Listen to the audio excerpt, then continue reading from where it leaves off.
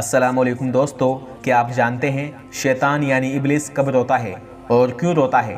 अगर नहीं जानते तो इस छोटी सी वीडियो को आखिर तक देखिएगा। इंशाअल्लाह आपको ज़रूरी मालूमात हासिल होगी। इब्लिस यानी शैतान। दोस्तों, शैतान का मकसद ही ये है कि वो हर मुसलमान, यहाँ तक कि हर एक इंसान को उसकी मौत से पहले इतना गुमराह कर दे कि वो अपने रब को भूल बैठे और उसके साथ किसी और को शरीक कर ले, ताकि आखिरत में उसका फ़ैसला जहन्नुम का हो सके। लेकिन जब वो अपने इस मकसद में नाकाम हो जाता है तो यकीन मानो वो इतना गमगीन होता है कि जितना मैयत के घर वाले भी ना होते होंगे।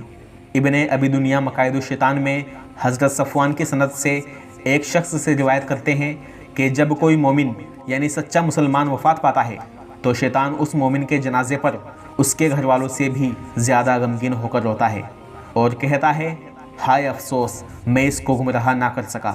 इसी तरह हज़रत अबू हुरैरा रज़ियल्लाहु अन्हु फरमाते हैं कि रसूलुल्लाह सल्लल्लाहु अलैहि वसल्लम ने इरशाद फरमाया कि जब कोई मुसलमान आयत सजदा तिलावत करता है और सजदा करता है तो शैतान एक तरफ होकर रोने लगता है और कहता है, हाय अफसोस, औलाद आदम को सजदे का हुक्म हुआ और वो सजदा करके जन्नत में चला गया और मुझे भी सजदे का हुक्म हुआ था, मैंने नाफरमानी की और दोज़ख का मुस्तहिक हो गया।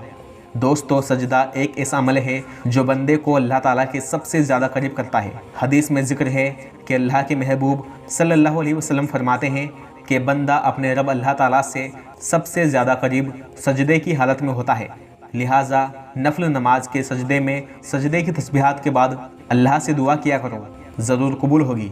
इसी तरह एक हदीस में ज़िक्र है कि एक मरतबा हज़रत मोहम्मद सल्लल्लाहु अलैहि वसल्लम रास्ते से जा रहे थे कि एक मकाम पर इब्लिस यानी शैतान बैठा हुआ था। आप सल्लल्लाहु अलैहि वसल्लम ने देखा कि शैतान बहुत कमज़ोर दिख रहा था, तो आपने फरमाया कि तेरा यह हाल कैसे हो गया?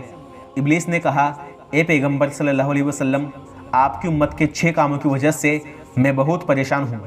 मुझे इन कामों को देखने तक की ताकत नहीं। नंबर 1, जब एक दूसरे से मुलाकात करते हैं तो सलाम करते हैं। नंबर 2, एक दूसरे से मिलने के बाद मुसाफा करते हैं। नंबर 3, हर काम का इरादा करने से पहले इंशाअल्लाह कहते हैं। नंबर 4, गुनाह हो जाए तो इस्तगफार और अल्लाह की पनाह मांगते हैं। नंबर 5, जब आप सल्लल्लाहु अलैहि वसल्लम का नाम सुनते हैं तो दुरूद पाक पढ़ते हैं। और नंबर 6, हर काम के शुरू में बिस्मिल्लाहिर्रहमानिर्रहीम पढ़ते हैं। दोस्तों, शैतान को अल्लाह ने वो ताकत और वो ज़िंदगी दे रखी है कि क़यामत के दिन तक इसको मौत ना आएगी और तमाम बुरे जिन्नात इसकी फ़ौज हैं जो रोज़ाना सुबह होते ही पूरी ज़मीन पर फैल जाते हैं और औलाद आदम को तरह तरह के तरीक़ों से और फितनों से गुमराह करने की कोशिश करते हैं और रोज़ाना अपने सरदार यानी इब्लिस के तख्त के पास आते हैं जो कि समंदर के ऊपर है। उसके पास जाकर उसको बताते हैं कि आज हमने फ़ला मुसलमान को गुमराह किया, उसकी नमाज छुड़वा दी, उससे ज़िना करवाया, उससे चोरी करवाई, उससे झूठ बुलवाया, उससे नाहक कत्ल करवा दिया। और यह सब सुनकर शैतान बड़ा खुश होता है और उन्हें शाबाशी देता है। लेकिन दोस्तों, साथ ही आपके लिए ये बात भी जानना ज़रूरी है, और मैं शायद पिछली 3 वीडियो में भी ये बात कह चुका हूँ कि शैतान अपनी पूरी ताकत लगाकर भी सिर्फ इंसान को वसवसा ही डाल सकता है, हाथ पकड़कर गुनाह नहीं करवा सकता। और जब कोई मुसलमान शैतान के वसवसे और अल्लाह के हुक्म में से अल्लाह के हुक्म को चुनता है तो बस इसी का नाम ईमान है और यही इंसान दुनिया और आखिरत में कामयाब हुआ। लेकिन जब कोई मुसलमान शैतान के बहकावे में आ जाता है और गुनाह कर बैठता है तो दोस्तों, आप देखो कि तब भी हमारे पास मौका होता है तौबा करने का।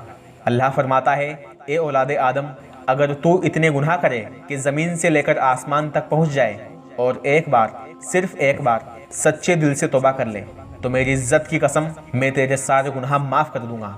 और अगर मेरे खौफ से एक आंसू जो तेरी आँख में ही हो बाहर भी ना निकले तो उसके बदले मैं तेरे 80 साल के गुनाह माफ़ कर दूँगा। आप अंदाज़ा लगाएं इस बात का कि अल्लाह ने हम इंसानों को कितनी छूट दे रखी है। लेकिन यह छूट कब तक है? जब तक इस मिट्टी के जिस्म में जान है। जैसे ही मौत का फरिश्ता दिखा और रूह कब्ज़ हुई तो बस अब अगर इंसान रोज़े क़यामत खून के आंसू भी रो ले तब भी उसका एक भी गुनाह माफ़ ना होगा। इसलिए दोस्तों, अल्लाह के वास्ते अपने गुनाह से तौबा करें। अल्लाह बहुत बड़ा गफूर रहीम है, वही तो है जो माफ़ कर सकता है। हमें दुनिया की परवाह नहीं, दुनिया जो सोचती है सोचे, बस हमारा रब अल्लाह हमसे राज़ी होना चाहिए। तुमने कितना ही बड़ा गुनाह किया हो, अगर अल्लाह से सच्चे दिल से माफ़ी मांग ली और पक्का वादा किया कि अब से ऐसा गुनाह नहीं करूँगा, तो बस अब दुनिया कुछ भी सोचे फ़र्क नहीं पड़ेगा, क्योंकि मालिक तो अल्लाह है ना। उसने माफ़ कर दिया तो भला कौन है जो तुम्हें सज़ा दे सके।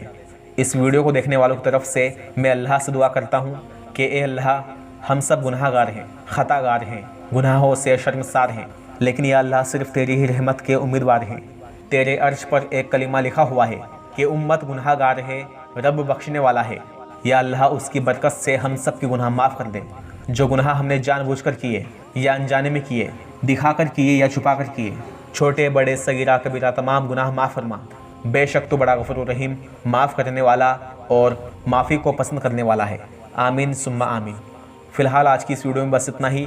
तो वीडियो पसंद आने पर शेयर करें सबके साथ। क्या पता आपकी वजह से कौन सीधे रास्ते पर आ जाए और अपने गुनाह से तौबा कर ले। और चैनल को सब्सक्राइब करके बेल नोटिफिकेशन कौन रखें। तो मुलाकात होगी अगली वीडियो में इंशाअल्लाह। ज़िंदा रहा तो अस्सलामु अलैकुम।